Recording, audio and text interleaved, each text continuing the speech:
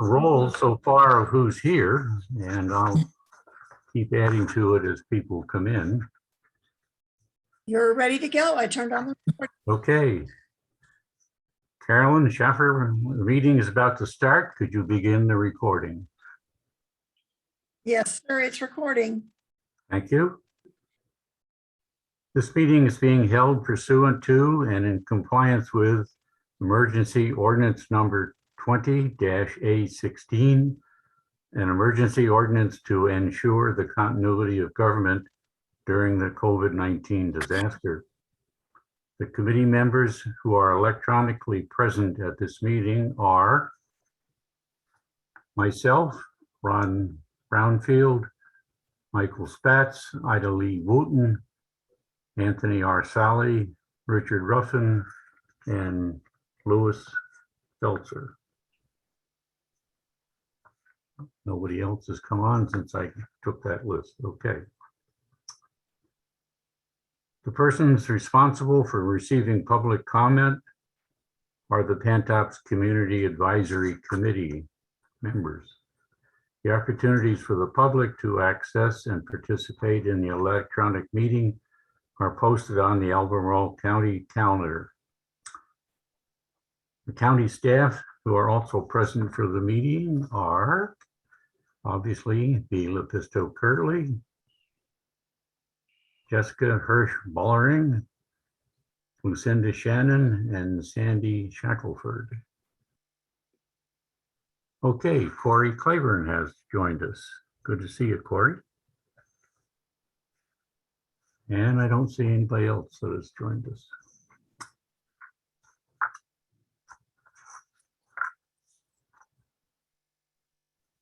We have a change in the amendment to, we have a change in the agenda with an amendment to add a presentation on the transit expansion study. This will come before item number 7, other business on the agenda.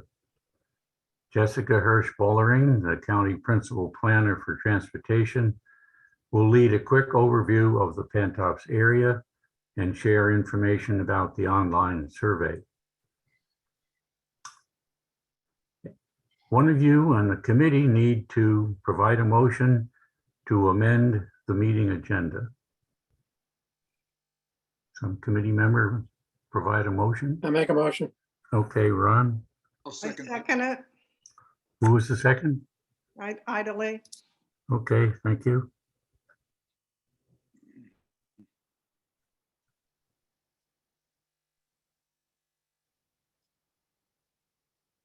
Let's have a vote on that. Everybody raise their hand that's in favor if you're on the committee. Okay. Guess we're all set. I have to ask you if you've had the chance to review the meeting minutes of our August meeting, if there are any corrections at this time.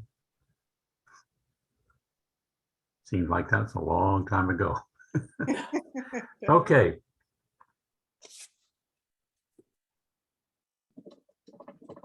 Would somebody make a motion to approve the minutes as presented? I move that we accept the minutes as presented. Thank you, Ida. No. Seconded by Lois. second. Is you Paris Lewis, I presume, yes. Yeah. Lou is fine. Lou, okay. Lou is fine. It's all good. Can I have a vote to accept the minutes as presented? Okay. Sandy, I guess you're up with the Rivanna River Bike Pedestrian Crossing. She's to provide a quick project update and we'll discuss the project stakeholder advisory committee. Sure, yeah. Some of you may have followed, we've been doing at the Thomas Jefferson Planning District Commission, we've been doing a couple projects related to the Rivanna River. So some of you may be familiar with either the corridor study, which we've, the Thomas Jefferson Planning District Commission had updated you all on a few months ago. And now we're back talking more specifically about a smart scale project that we're preparing to submit on behalf of the Charlottesville Albemarle MPO. The SMART scale is basically a biannual funding application process where localities and MPOs and regional bodies like the PDC can submit funding requests for transportation infrastructure projects. Over this last cycle, the previous cycle was submitted in 2020. And so we're gearing up for our applications in 2022. And during the 2020 cycle, the MPO developed a new process for how we wanted to vet and prepare applications moving forward. So what we've been doing is we've been starting a lot earlier as far as identifying the projects that we want to pursue. We're limited to submitting 4 project applications. So the MPO has already identified the 4 applications. And then out of those applications, the MPO has also identified projects that they would like to see additional stakeholder engagement on as far as developing into a project application. So we're in the process right now where we're developing those stakeholder groups for the projects that have been identified as needing that additional public engagement. And one of those is the Ravenna River Bike and Pedestrian Crossing that I'm gonna update you all on briefly. For those of you that haven't been following along as closely, I'm just gonna share a map. But in 2020, was it 2020 or 2019? Time slipping away from me a little bit. I'm getting my dates crossed, but the MPO completed a feasibility study to look at to identify potential alignments for a crossing at the Ravenna River between the general Pantops and Woolen Mills area. So we worked with VDOT and some of their consultants in order to look at potential alignment options and identify some assess the feasibility of different alignments. And so what we ended up with was after going through an initial vetting process and determining which alignments were likely not going to work based on additional factors like environmental considerations or right-of-way constraints or things like that, we ended up with 2 options that are shown as bridge option 1 and bridge option 2 that were recommended by the consultants as being feasible for crossings. And then the 3rd option was later added by the Citizens Transportation Advisory Committee that advises the MPO, which is this bridge option 3. So the general idea was to identify a bridge that could support specifically commuter travel, and provide a important network connection across the Ravenna River in this Woolen Mills area, which is a connection point between 2 pretty well-developed network connections on either side of the river, but there is a gap to actually get across the river. And so we're trying to find an opportunity to minimize this gap. Just to get you oriented a little bit, I know the map isn't fitting completely on your screen. For some reason, the old trail layer isn't showing up on here, but this is roughly the old trail that follows along this general area. So the bridges would connect along Old Trail. In all of these cases, the trail itself would need to be upgraded to meet ADA requirements. And then you can see that we're looking at alignments both on the east side and on the west side to where the endpoints would be. This is the State Farm property, so pretty much all of the alignment options would originate on the east side on the State Farm property. And then there are different locations over here on the west side that have been identified as potential endpoints. So what we're really looking for right now is we developed a list of stakeholders that includes you all as the CAC and the Pantops growth area to help us determine which factors need to be prioritized when we're considering which of these alignments we want to develop into an actual project funding application, and then help us determine how to prioritize those factors. So in the memo that I provided along with this, there's a list both of the stakeholders, which includes you all as well as planning commission members, staff from different departments in the county and the city, as well as some organizations like the Ravenna Trails Foundation and the Ravenna Conservation Alliance. And then we're going to be asking you to appoint somebody from the CAC that can represent kind of the Pantops growth area and give us that citizen perspective related to the concerns for that part of the community. So I worked with the MPO committees. We started developing a list of considerations that likely need to be part of the factor for this bridge project. And you can see those cover a pretty broad range. And so we'll be looking at the committee to help us narrow that list of factors down to prioritize the ones that are really the most important. And then we're going to also discuss things like the types of bridge that you want to see, whether it's a cable bridge or some other kind of structure. There are a couple of options like that. I anticipate that the meetings will start in November. They should be monthly. We have not determined a time yet. We'll wait till all the individuals are appointed, and then we'll determine a time that works for all of the individuals that are on the actual committee. So they'll meet monthly, I anticipate through March or April at the latest. And that's when the pre-applications for Smart Scale are going to be due. So that's about the timeline. I don't anticipate that there will be a lot of requirements outside of the meetings. Hopefully we can cover all the information within the meetings. So your big time commitment will be to attend those monthly meetings. But what we're looking for tonight is for you all to appoint a member to represent the Pantops CAC on the Stakeholder Advisory Committee. And otherwise, I'll be happy to answer any questions that you may have. Let's start with the questions first, if it's okay.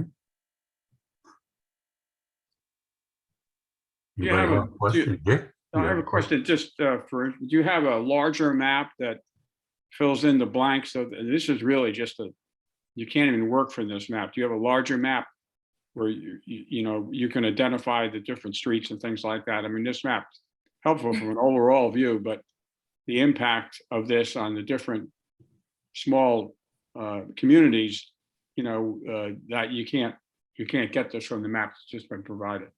Yeah, at this scale, we probably couldn't get as much of a comprehensive map, but we can certainly provide that as part of we'll certainly provide that as part of the, information that's supplied to the committee once they start meeting. Question. Yeah, go ahead. About the Ravenna Trails Foundation, have they given their minds and thought to this project? I don't know how aware they have been that this project is happening, but we do have a representative from them that is serving on the Stakeholder Advisory Committee as well, so they will be engaged. That's good. Mm-hmm. Ron, do you have a question?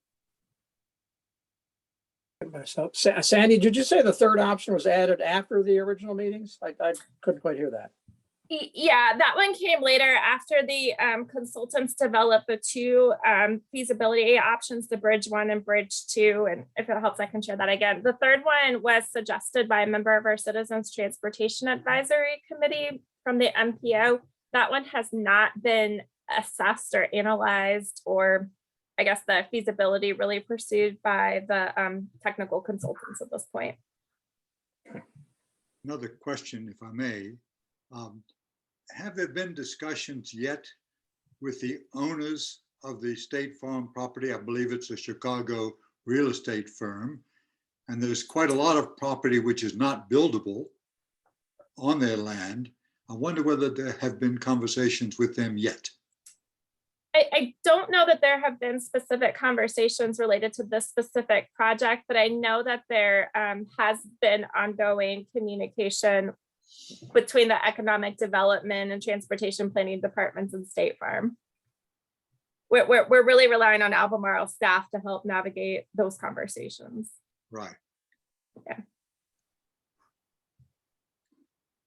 Sandy, when you showed your map, what was the long straight line of white squares? What is that representing? Yeah, these are basically, and I'm sorry that it got cut off. I realize that's hard to make the connection.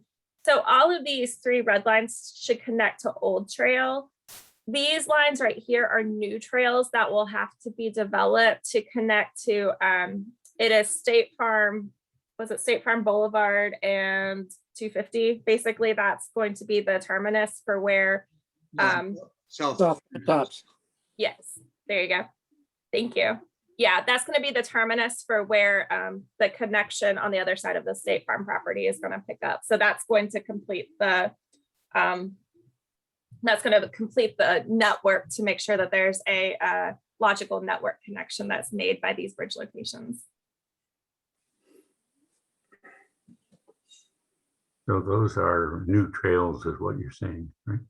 Correct. Okay. Does your committee have a preference, 1, 2, or 3? Not at this point, no. We'll really have to develop the criteria and the priority factors with the stakeholder advisory committee, and that will be their job to help us determine which one is most fits best with the overall priorities and goals for this project. Plus the small matter of cost. It all has to be compared to the cost. You're right. What is the funding source for this project? Yeah, we're going to be applying through the competitive smart scale process through VDOT. So every 2 years, we have the opportunity to apply for state funding to fund these infrastructure projects. So it will be a competitive process. Any other questions from the committee members? Sorry. Do I have a person who from the committee who would like to volunteer to participate? Dick, I'm sorry if I can interrupt. I know Stephanie Lowenhaupt has her hand up. She okay. sent a message and she cannot connect vis-a-vis the internet, but she is listening on with a telephone. So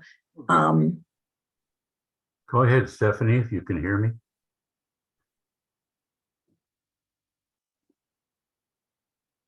Stephanie might need to hit *6 to unmute herself.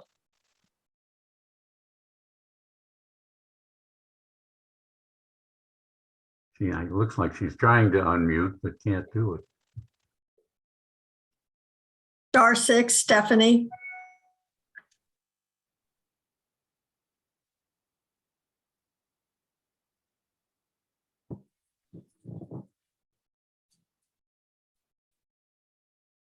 I guess we can't connect. Huh?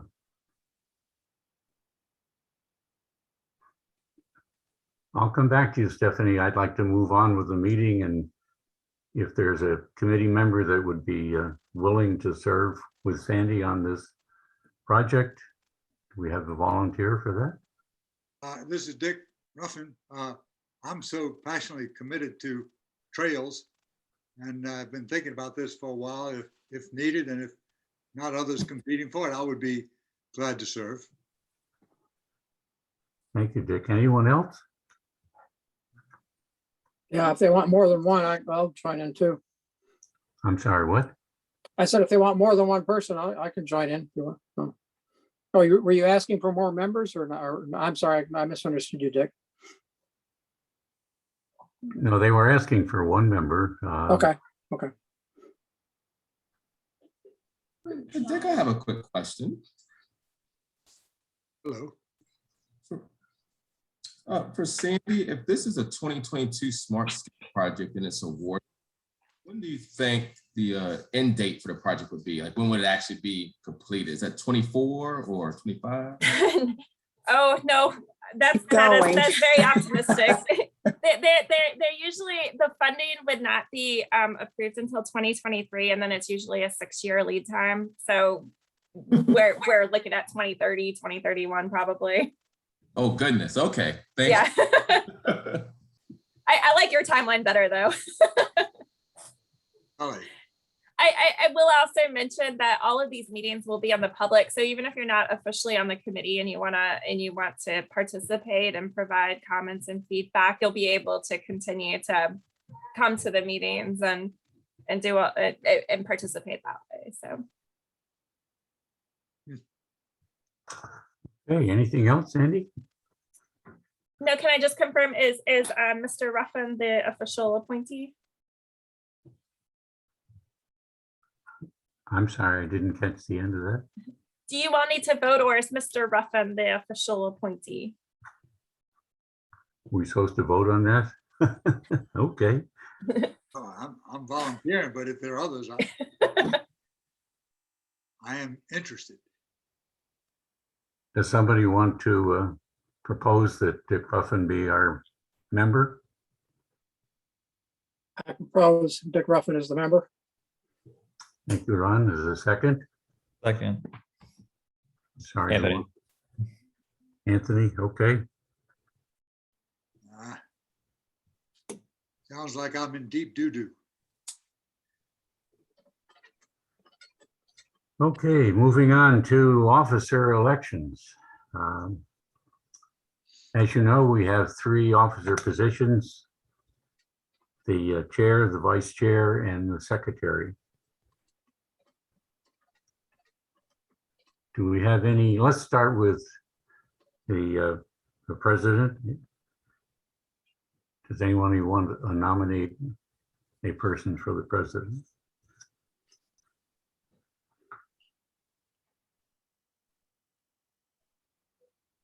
Do we understand correctly, Dick, that you are not able to serve further? You said something to me, but I don't think I recall. My 3-year term is up June 22nd next year. Ah, thank you. So that I can, if I was chosen for any of those 3 positions, I could serve until the end of June.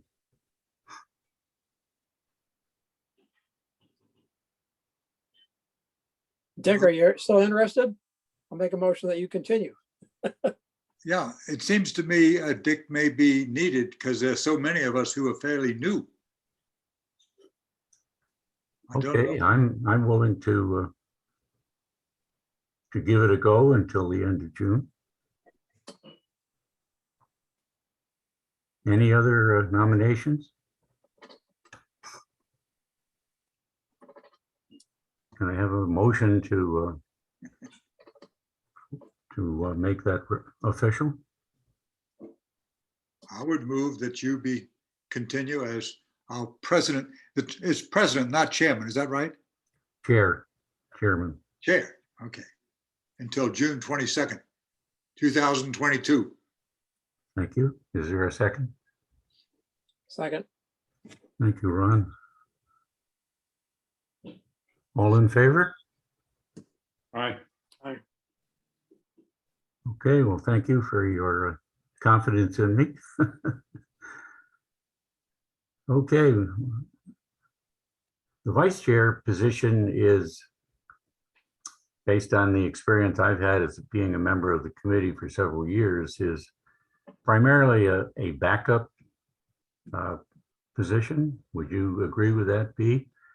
That it can be more active if there's a lot of work to be done, but my experience has been is that it's really a backup assignment in case I'm unable to carry out the duties on a short-term basis. Is there anybody willing to step up to that? The current chair.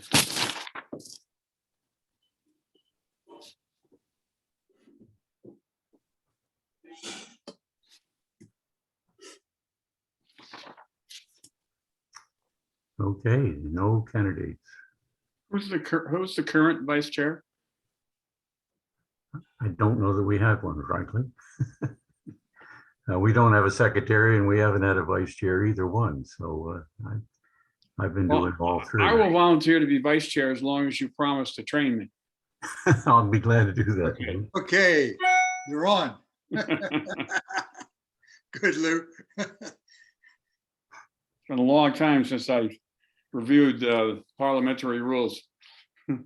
Well, the county provides lots of help, Louis. I'm sure they do. They take me by the hand and they lead me through all their procedures. It's very helpful. Okay, do we have a motion to have Lou be the vice chair? I'm happy to Okay, make that Dick. motion. Someone else doing it? And a second? I guess I'll second it. Why not? All in favor? Okay. Thank you, Lou. You're welcome. And now we come to secretary. This is a really a key position from the standpoint of the county likes to have very good minutes. All of our sessions are recorded. The secretary we've had for the last couple of years, LJ, actually sat with his laptop during the meeting and typed away and took the minutes as the meeting occurred. And then he would submit them into the county office. And if there's any need for clarification or extra work, they would turn to the recording, which is when you started the meeting today, that's what Carol Schaffer was doing, is recording this entire meeting. So I really would like to have the support of one member, or if two people want to share it, that would work as well. But I've been my own secretary now for too long, frankly. It's a challenge. Yes, Pete. Yes, I just wanted to say you can also do action minutes. It doesn't have to be exactly what everybody says, like Dick said, blah, blah, blah, blah. Ida Lee said, blah, blah, blah, blah. It can just be what the subject is according to the agenda, and then any action that was taken. Yeah, So it basically doesn't, what the minutes are, yes. right. They're not required to be word for word minutes, but they can just be action minutes. And we do need somebody, because Dick has been kind enough to do it. County staff does not do this. So we really need a member of the committee. Or if you all want, then you can rotate that position amongst all of you. Every month, somebody else different, a member of the committee does it. Yeah, we did that a couple of years ago, and it worked okay. Much preferable to having no one do it at all other than me. Imagine so. Lou, I can't hear you. What? I imagine so. Yes. Okay, I guess in the absence of a nomination or a volunteer, I guess I'll line up a volunteer for each meeting. I will not spring it on you right at the end. I will give you advance notice in case you have to skip town ahead of time or something of that nature. Is that okay with the committee? Yes. Okay.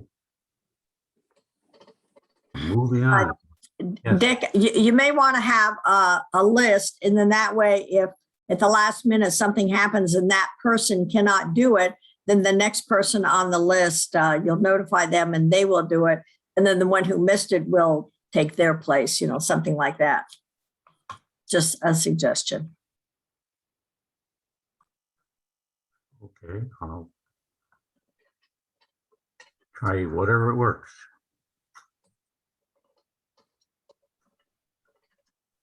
Okay, I guess we haven't finished with the selection process. Let's move on to the projects updates. This would be, you're going to summarize for Rachel at this point, are you not? You're muted, B, you're muted. That's not going to work. The Pantops Shopping Center proposed a new small 1,000 square foot car wash building. And there's actually no update since the June meeting. So they haven't submitted anything to the county that I can report back here to the committee. So the next part, okay, Hampton Inn, it's a final site plan, and the proposed Hampton Inn Hotel along State Farm Boulevard, still under review, but nothing nearing approval once the easements get recorded. So no update since June for that also. The old Malloy Ford site, that is being renovated, and there are permits for signs for Flow Automotive, Flow Volkswagen there. So there, if you go by there, they're completely redoing the building or adding on or whatever it is that they do. But that will now be the Flow site for, I think, collision site. Take 5 Pantops. That was a proposal for a 1,500 square foot building for automotive services. And that was near the Wawa Holiday Inn Express. The initial site plan comments have been sent to the applicant. No final site plan has been submitted. Project is within entrance corridor and will require ARB approval. So remember that was, behind the, next to the storage shed across the street from the Wawa, new Wawa. So that would be off of Route 20 then. I don't know where the entrance will be, because when you go into Wawa, that's actually not a driveway for Wawa. It's actually a street that goes through. From 220? From 250. And Yeah. Dick, there's an empty lot on the left as you turn off 250 onto Pantops Corner on your way to Wawa. I believe that is the lot that we're talking about. It's next to the parts store then, yeah. Yes, next to the Yes. Riley. Right. O'Reilly. Then we have the South Pantops Townhomes. The initial site plan for the development of the property was the former Vistas at South Pantops project that was withdrawn. And this new project proposes 40 single-family attached townhomes at a density of 3.05 units per acre. Initial site plan is approved. No final site plan is submitted yet. Then the Overlook Hotel, that was proposed hotel on the out parcel in front of Rivanna Ridge Shopping Center where the giant grocery store is, right next to SunTrust, or Truist now. Community meeting was held with the Pantops CAC back in January. Application has gone through 2 reviews with staff. The last one was completed in May. There is an associated special use permit to remove a previous condition for a landscape buffer where the hotel is planned for. Review comments for the special permit will be sent at the end of this month. So we'll want to look at that in our next meeting and your next meeting in November. Several staff reviewers still had questions and comments on the proposal. And it is my understanding the applicant intends to resubmit for a 3rd review. No public hearings with the Planning Commission or the Board of Supervisors have been scheduled. Staff will keep the CAC informed regarding public hearings whenever they get requested by the developer. Applicant is planning to return to Pantops CAC for an additional community meeting, likely in November. Can you tell us, I don't want to prolong the Speak meeting. up, Dick, we can't hear you very well. I didn't quite understand where this is. Oh. Is it between SunTrust and the new church? No, it's if you're standing on 250 looking at SunTrust, Yes, it's directly to the right, so it goes down a little bit. yes, I know that. Goes Yeah. down quickly. Yes. That's could take a lot of dirt. And we had a lot of concerns about, the committee had a lot of concerns about that hotel. And that was it. Okay. Any questions by anyone on any of the projects?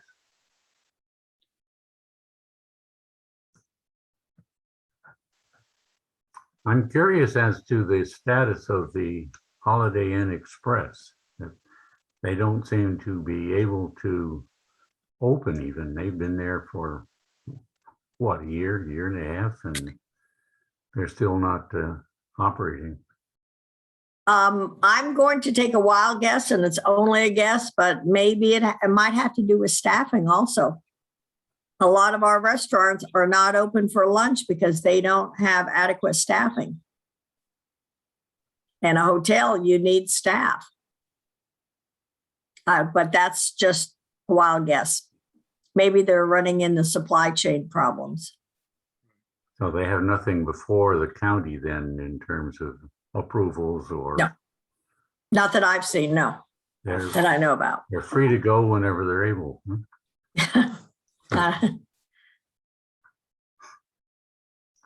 Any other questions for B? Seems to be a lot of work going along well on the very large project on the river, past the hospital. Video, Yes, Dick? you're meaning Presidio? Yes, yeah. Yeah. Lots of activity there. Okay, if that's it, I'll move on to the status of the rescue station. There was very good coverage by the TVs and the stations and the newspaper on the what was called the push out of the new fire engine, push out being a traditional fireman's term from years back when they actually had to push the fire engine back into the barn. Very well attended by firemen from throughout the county, lots of public officials there. I was invited because of my active involvement back in 2016 and 17, when we were working to get both the station created and then to get a rescue vehicle in there with the long-term objective of having a fire engine as well.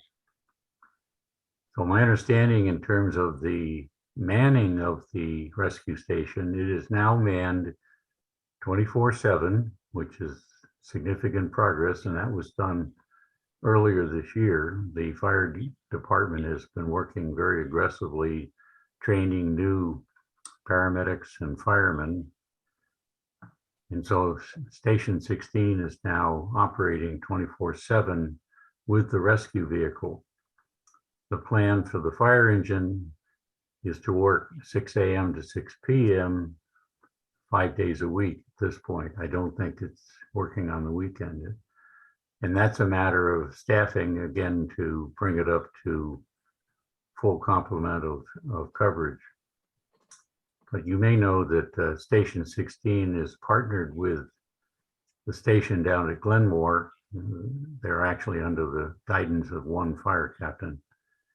And the fire truck down there at Glenmore has been covering for all of us on Pantops, along with other vehicles. There is a very elaborate call-in system and positioning of rescue vehicles throughout the county. At the command headquarters, they know where every vehicle is, whether it's in the station or out on the road on a call. And it's very satisfying to many of us here in the Pantops area that we have both the rescue station and the now the fire engine.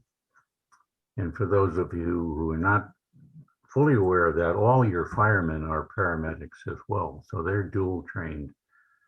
And that's why you quite often see the fire engine come with the rescue vehicle for an initial call, so that you'll see them together depending upon the severity of the call and the status of the need to get into the building where the injured person is residing.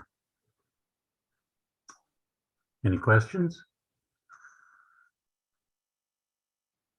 Okay. We'll Can move you on. hear me? Yeah. Stephanie? This is Stephanie. I'm sorry. I've been having trouble with, I have no power, so I've been trying to patch this together to kind of get connected. I just wonder about the status of Stony Point, Stony Point Fire Department, and how they interact with the as well. You talked about Glenmore, but what about the Stony Point Fire Department? I don't have an answer for that, Stephanie. I've been trying to get the chief to come to our Pantops meetings virtually all year long, and his busy schedule has not made that possible, but ideally he would be the person to be able to answer that question. Okay, thanks. I just thought I would know because it's another one that also responds in this area.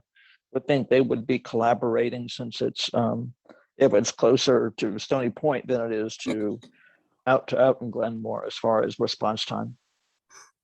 Well, the response is for every call that comes into the command center is a decision made based on where the incident is, the initial evaluation of the severity of the need, and the location of the nearest available rescue vehicle. And depending upon that latter point, the decision is made to which rescue station is sent to the call. Because every vehicle is got an identifying monitor on it, so they, at the command center, they know where every one of the vehicles is throughout the county. And of course, there is the sharing with the private firm that's headquartered right there off of Route 250 in Charlottesville, that very big facility on the left near the Parkway. Very well coordinated, frankly. Yes, Pete. Yes, I can answer that first, Stephanie. They do have Stony Point has a new chief. Kara Metcalf is now the chief of the Stony Point, or captain of the Stony Point Fire Department for the rescue squad. They continue to be have three full-time people there Monday through Friday, 6 a.m. to 6 p.m., staffed by volunteers of the weekend, staffed by volunteers in the evening. And so they're still there, as of they're still doing their job and everything. We are having trouble. I think she's trying to get more volunteers. That is a continuing concern. And a lot of it is because they don't get that many calls. So you have someone who wants to be a volunteer, who wants to join, someone who's young, but then they want some action. And Stony Point, on the average, it's about one call a day. So it's not getting a lot of action, which is one of the reasons why I think they have the low volunteer. But they're hopefully they're working with and making sure that they turn in all the required documents and everything, the reports and everything. They're working on that. So I have a confidence. I'm hoping that Kara Metcalf will help strengthen Stony Point Volunteer Fire Department. Okay, any other comments or questions? Well, B, you're up next with a Board of Supervisors update. Yes, well, the big thing that would interest all of us is the people have asked the State Farm building. So hopefully you've all seen the news, and the State Farm building has now been leased by Bonamos. They're investing $27 million in capital investment in that building that will equate, they will be having, when they're fully operational, 64 jobs, average salary, $76,563 a year. So these are good paying jobs. These are not minimum wage jobs. They're using evidently the entire building, 36,000 square feet of the State Farm building. It's going to be their headquarters, their demo plant, their R&D lab. A couple of weeks ago, Governor Northam was out to welcome them. It was a really wonderful event. This is a company that is producing natural sugar. So it's not like Splenda, Equal, and a lot of those that have chemicals in them. This is just purely natural. Hershey's is investing in them. There's another large company that is investing in them. But I think this could very easily go global because if it's what they say it is natural sugar, and it doesn't, if you have diabetes, doesn't spike it, and a lot of health opportunities because of where they're getting the natural sugar from. So that's my big update. I do know we have Boris Palchik here, who's going to give us an update at the end regarding our survey. We have a very important transit survey that I've talked to Dick about, I've talked to the independents about, I've talked to Commonwealth about regarding getting out the survey that affects Pantops. This is being able to get we're doing a survey regarding bus service in the Pantops area. So he's going to, I don't know, a staff person will give an update on that regarding Pantops. We have to make sure that we fill out the survey and we get it to others to fill out also, because they would like that feedback. And that's what all I have right now. Oh, and I think you all know that Breezy Hill passed. That is another update. Was approved. Thank you. Oh, Ron? Yeah, roughly how many employees does this company have? 64 when they're fully operational. So is there any talk about using their parking lots for joint use? I think the hospital uses them for parking, or at least they did at one time. Is there any talk about sharing their parking? That I do not know, Ron. Sorry, I don't know. Maybe connected with the new bridge project or something like that, you know. Possibly. And I was going to say I did want to mention regarding the bridge project, because I know that Dick Ruffin is on there now, but we want to make sure, I mean, the county, before we go into this, and I know Smart Scale has a tendency to approve things that are more cost effective. The less money it costs, the more likelihood it will be approved. I know it's going to be pedestrian and bike crossing, so it's not going to be vehicular crossing, but also connectivity to the trails. So those are the things you need to look at: connectivity to all the trails and making sure that it's cost effective, because you have a better likelihood of it getting approved. Thank you.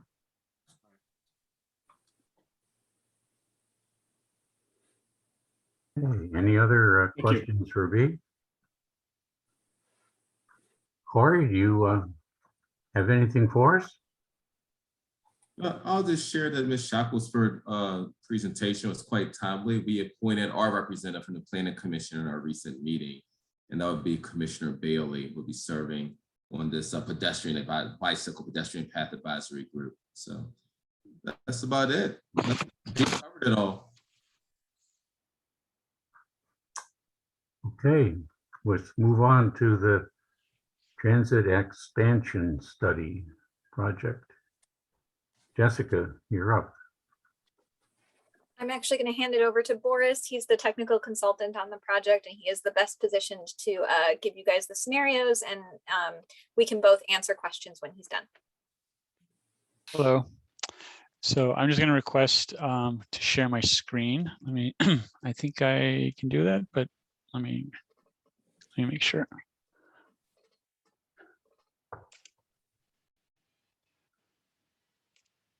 Okay. Can you see my screen? Yep. Yeah. Okay, excellent. Yeah, so I just wanted to give a fairly brief update on the status of the transit expansion study, which is looking at a few different areas of Albemarle County, but tonight I'll focus mostly on the Pantops portion of the study.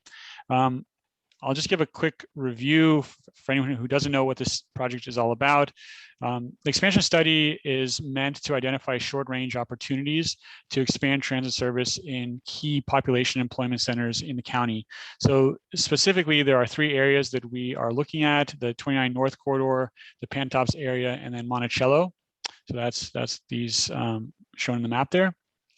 So there's a lot of different possibilities. We're looking at all types of options for improving and expanding transit service.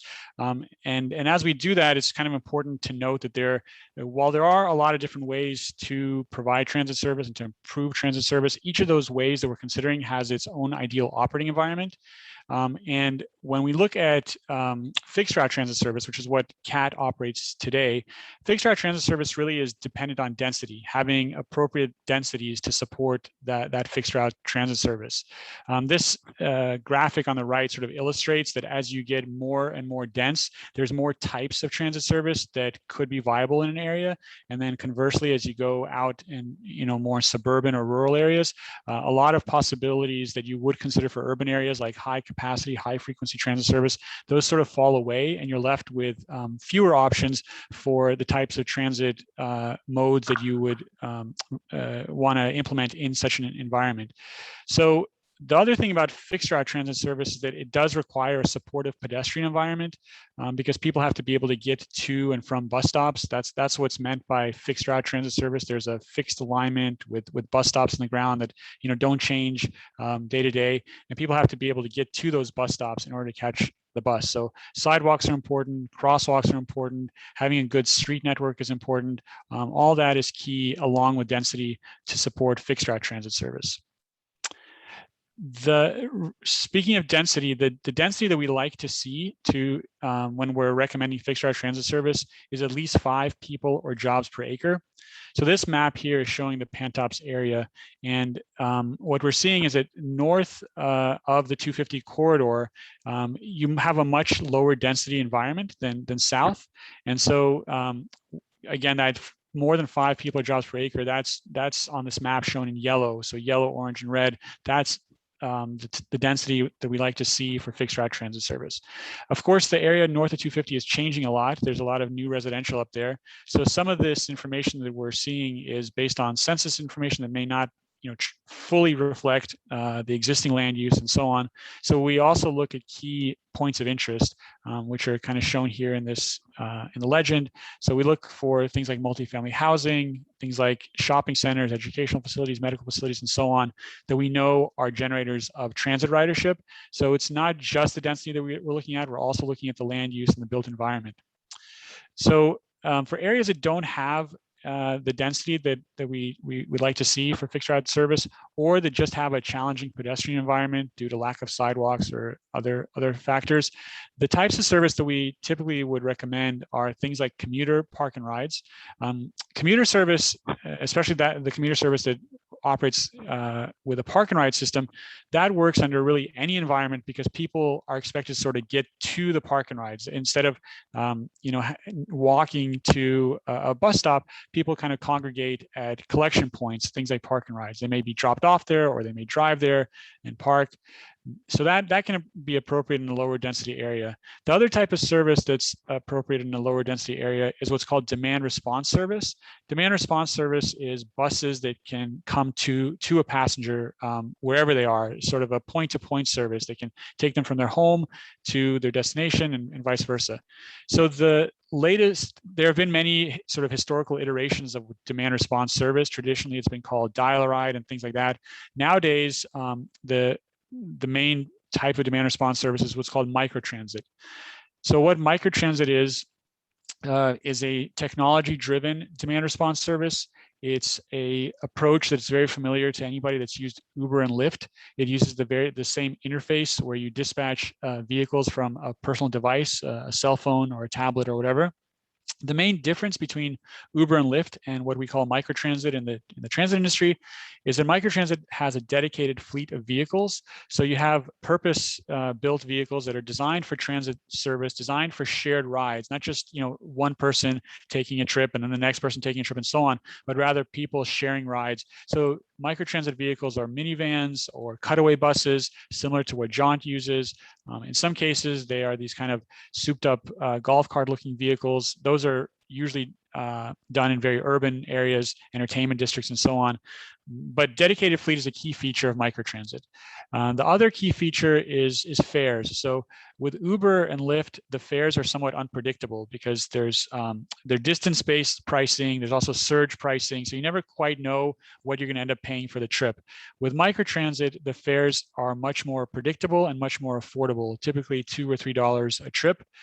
They're predictable because the fares are set by a public entity that's overseeing, or in some cases operating the service. So if Jaunt or Albemarle County were operating this microtransit service, for example, they would set the fares the same as they would do for their fixed route service or Jaunt's paratransit service. So microtransit is an effective approach for auto-oriented environments because the vehicles are not tied down to a particular alignment. They can go wherever the demand is for their service. Microtransit is also a very data-rich platform because people reserve their trip through an app. All of the information that goes into that reservation is stored on a server, and planners can access that information and see where the ridership demand is highest, where there may be patterns emerging for a potential future corridor that could be fixed route service. So it's very useful for the consumer as well as for the planner. On the consumer side, it allows for real-time vehicle information, so people can see where the vehicle is that they've reserved, and they see where it's coming. So it kind of does away with the fear of the unknown that is an issue for some transit and prospective transit riders.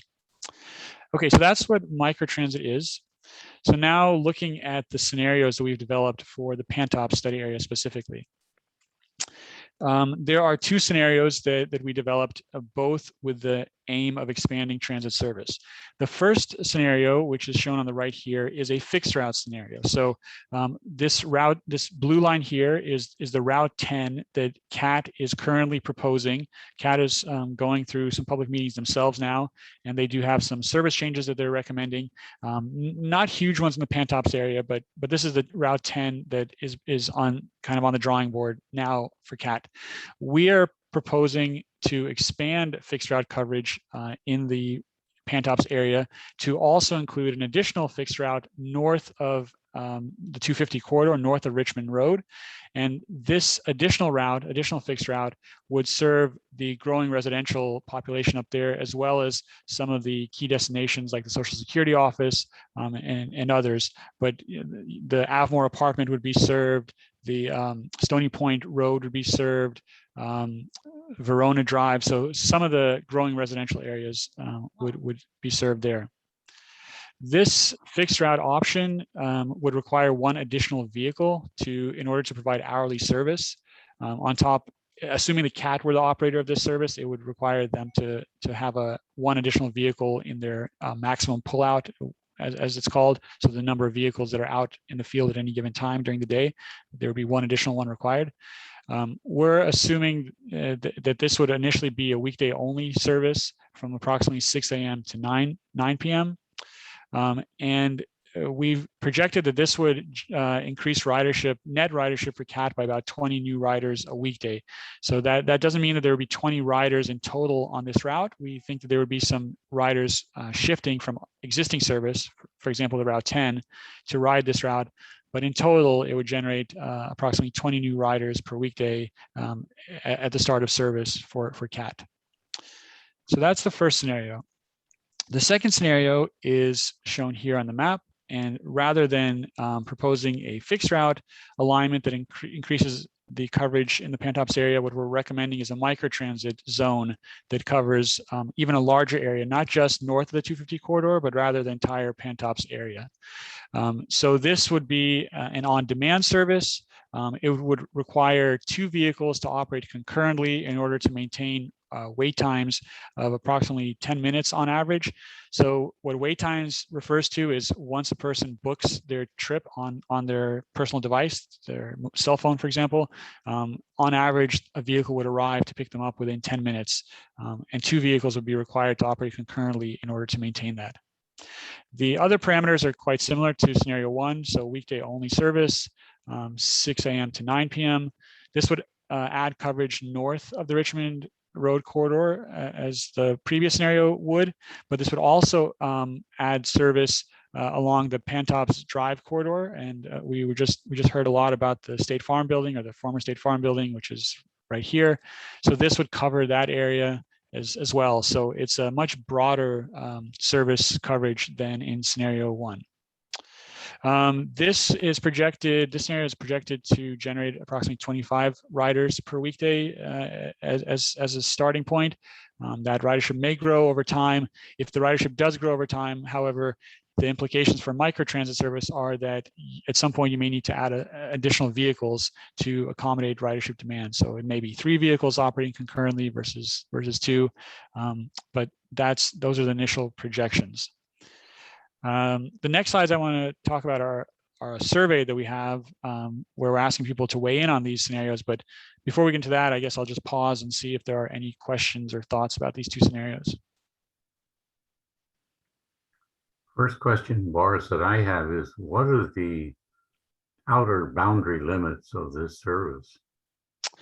So this is what we settled on as the definition of the Pantops study area. So we had three study areas that we were given instructions to focus on, and together with TJPDC and Albemarle County, the first thing we did was define the boundaries. So I know Jessica or Lucinda, you guys maybe could weigh in on these specific boundaries, but those are the boundaries that we were asked to work with in defining the Pantops area. So you're not talking about going to Charlottesville or the airport or the train station or those sort of things? So the airport is included in the 29 North corridor. So if a person were wanting to go to the airport, then they could transfer. So the idea here is within the Pantops area, this microtransit service would provide local circulation plus regional connections. So what that means is if a person lives in the Albemarle apartments, they could make their way to the Pantops shopping center using one of these microtransit vehicles. Once they're there, they can transfer to Route 10 to get to downtown Charlottesville. From there, they could take either CAT or jaunt, up the 29 North corridor and eventually make their way to the airport. But this slide is just showing the Pantops area. Question? Sure, Ron. Yeah, and getting back to State Farm, is there any possibility, I don't know if there's enough ridership to generate it, but any possibility of using State Farm as a shared parking lot, or ride and share? What do they call it? It actually, there is a possibility. I think I have a slide. Do I have that slide up here? Let me see if I can find that slide. So there is a jaunt route called the Buckingham East route. It only runs once a day currently, so it's not the most robust service, but it does run right by, if I'm looking at the map correctly, I believe the State Farm is right here. So this jaunt route does operate right by there, but it's directional, and it actually brings people from Buckingham into the Pantops area, but then it does not go in the opposite direction until the afternoon. So there's a possibility of recommending that this route become bidirectional and using the State Farm facility as a park and ride. So that is a possibility. Thank you. Is the thinking behind this connected closely to trying to help people on the north side of 250 to get to the south side, to help that connectivity? Is that a major thought behind this? That is one of the use cases, but it's not the only use case. Microtransit works best when it is operating as a mixed use type of service. So the more different use cases there are, the more productive microtransit will be. So one use case is getting this local circulation, the residential areas here down, let's say to the hospital or to the new, whatever the company B mentioned, sorry, I forgot their name already. So getting people to job access. Another use case is just getting people connected into the larger transit network in Charlottesville. So getting them to the Pantops shopping center where they can transfer to Route 10 or to provide first and last mile connections. So if people arrive here on that jaunt route from Buckingham and they get off at Pantops Shopping Center or somewhere else, this service can provide that last mile connection for them. And the more variety of trip types there are, the more likely that you'll have an sort of an all-day ridership environment where you're generating trips all day. Good. B. Yeah, I just wanted to mention that this is something we'd been looking at for over a year to provide something like a rotating transit opportunity. And this is actually much, much better because there's for a long time, we've had a problem, the people on the north side of 250 getting to the south side of 250, crossing 250. It's been a real challenge. So this is something that would allow people to be able to get from one side to the other. And so I'm really excited about it. So being on the Regional Transit Authority, we really like this. Great. Okay, so we do have a survey that is last week we spent, we had a series of meetings last week where we presented this scenario or these two scenarios plus scenarios in other parts of Albemarle County to the public and to a group of stakeholders. And then we developed a survey that I will bring up here in just a second. Let's see. Okay. So the survey, you can get to the survey through the TJPDC website. So if you go to the Thomas Jefferson Planning District Commission website and you go to transportation, there's a link called transit planning. And then in that transit planning link, you will see this section about the Albemarle County Transit Expansion Study. And there's a project website. You click on it. There's a lot of steps here, but we are sharing the link in other places as well. But anyway, this is the project website. Under announcements, you'll see there's an English survey and a Spanish survey.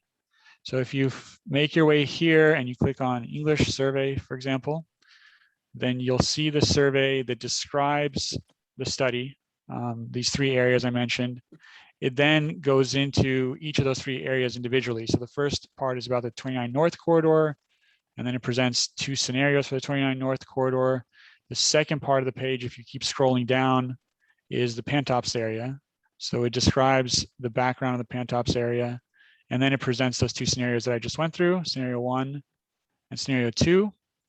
And finally, there's a survey, a very simple survey that asks people if they prefer scenario 1 or scenario 2, or the current service if they don't prefer either. And then there's a couple of boxes here, text boxes, where you can say what you like or dislike about scenario 1 and scenario 2. And that's all. So if you're only interested in Pantops, you can just take that one survey. But this website does have 3 surveys, one for each of the 3 study areas, and 3 descriptions and 3 surveys. Please, if you could take that survey, we'd really appreciate it, and spread the word about that survey. I'm looking for where the text box is. Yeah, Boris, excuse me for interrupting. I just wanted to let everyone know on the committee, we will be sending it out to each member of the committee.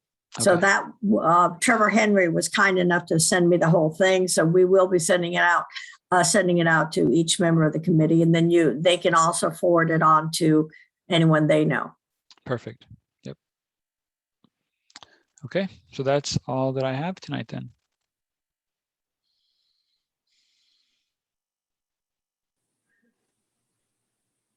How long have you been working on this? How long have we been working on this? I don't have the schedule in front of me, but Jessica, do you remember when we began this project? No, I don't remember. Sometime, nope, I'm not even gonna guess. Sorry. Okay, let's say 6 months, let's say. So the first few months we spent doing these listening sessions and collecting feedback from stakeholders in the public on what their mobility issues were. We now are in the scenario development phase where we've developed a couple different scenarios. The next stage is once we allow people to take the survey, we will come back with a single recommended scenario for each of the 3 study areas. So instead of having scenario 1, scenario 2, we'll have one scenario for Pantops. That one scenario for Pantops may be a hybrid of scenario 1 and scenario 2. And that's why it's important to provide feedback on the survey, because we're trying to see what people like and dislike about each scenario. It seems to me important that we find, if we can, users of current services who would give feedback. Those of us who go in too many places by car, our own private vehicle, our survey results are interesting, but not as interesting as responses from people who actually intend to use the services. So that's our challenge, seems to me, to find those people and to get them to complete the survey. Yeah. We asked the transit providers to share the surveys, but post them out like a flyer about the survey and the Good. project on the buses and at the Yeah. bus stops. That's very good. That helps.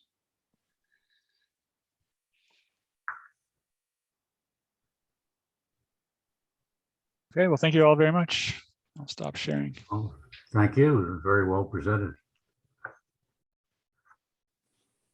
Okay, we're moving on to other business. First item is our next meeting day. There are 2 choices in November, 22nd and the 29th. I believe the dates are. Maybe it's just one of them.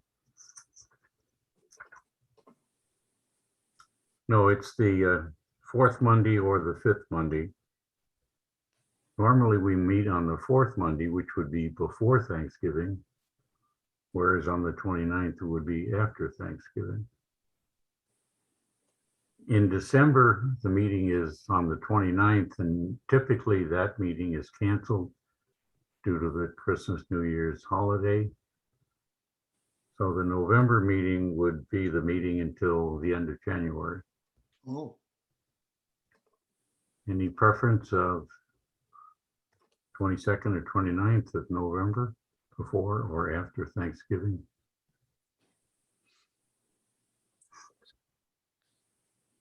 I guess there's no preference. does it make sense, Dick, to take the second choice so that we have less of a gap between this meeting and January? Yes, that would give us another week in closing that gap, yes. I don't know whether the county has any concern one way or the other before or after Thanksgiving. Right, no, I actually, if you notice, it says November 29th, and I spoke with Rachel, and that was actually a mistake. She meant the 22nd, but it could be either one. So it's up to you all to choose which one you would like. So there wouldn't be any problem either way from the county side. What's the I will preference? tell you, I will not be here on the 22nd. I have to go to the airport and pick up my goddaughter from from California, so I won't be here. But don't let that influence you. Show of hands, how about the 22nd? I think that's easier. Okay, 29th? Okay, looks like it's 4-1 for the 29th, so sorry about that, Luke. Okay, meeting on November 29th.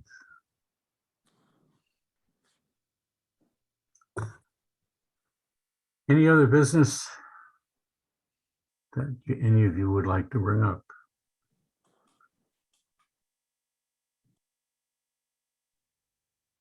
Okay, I think we can call this meeting to close. I don't think we have to vote on it. I think we just close it up. Appreciate your input. Welcome to 2 new members, Dick and Lou. Good to see some of the older young members. I have a hand raised in the audience. I have Peter Krebs that would like to make a comment. I'm sorry, Carolyn, say it again. I have Peter Krebs that would like to make a comment. Oh, good. Go ahead, Peter. Hey, thank you, CAC, and I promise I won't keep you very much, keep you very long. Everyone wants to get back with their families and everything, but I just wanted to say that it's really great that you guys are paying attention to the Rivanna River pedestrian bridge. It's actually quite timely that you guys are working on that at the same time as this Bonamos exciting opportunity. And I wanted to add something that Bea didn't even mention, is that Bonamos is actually a homegrown Albemarle based company that's expanding. And so that's sort of similar to what was happening with Willow Tree, where you're doing now economic development that's based on, you know, quality jobs for actual Albemarle County residents rather than, you know, bringing in outside money. So outside employers that also bring employees from outside. So this is really smart. It's in a great location, and Albemarle has, I think, something pretty special going on between this. The hospital is already in place.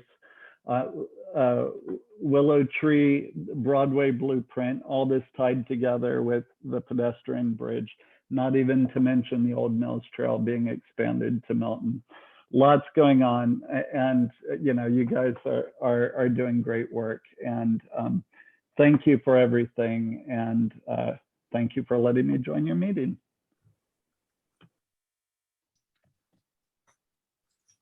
All right, thank you.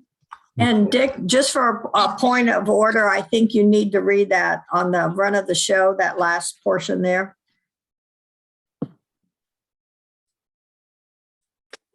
You announce Opportunity for the public to access and participate in the electronic meeting will be posted at a later date in accordance with emergency ordinance number 20A16 and open meeting requirements of the Virginia Freedom of Information Act. And so November 29th at 6:15 is the next meeting, correct? Correct. Yep. Okay. Thank you all. Appreciate Thank it. you, Nick. Appreciate it. Nice to meet everybody else. Yep. Look forward to our next in-person meeting.